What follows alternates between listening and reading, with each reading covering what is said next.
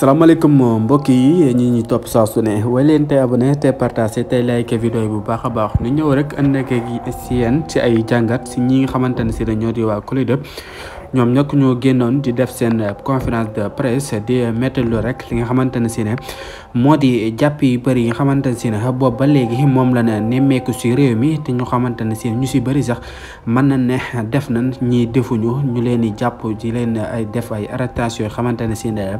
teguwul si benn yoon di leen jàpp di leen dugal si kase bi à chaque fois rek ñoom it buñ gisee lu mel noonu danañ génn ñu def seen conférence de presse di ko méttilu bu baax a baax ndax nag jamono ji daal danoo nemmi ko daal arrestation yi ak jàpp yi bëri na trop si jëm si wàllu politique sain yi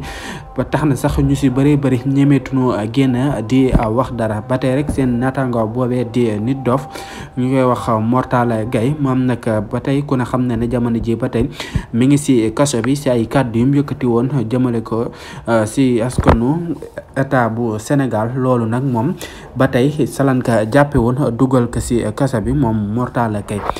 teewul nag ba mu génnee wax kàddu yooyu noonu génnoon na jéggalu publiquement lan moo tax nag ba mu jéggalu publiquement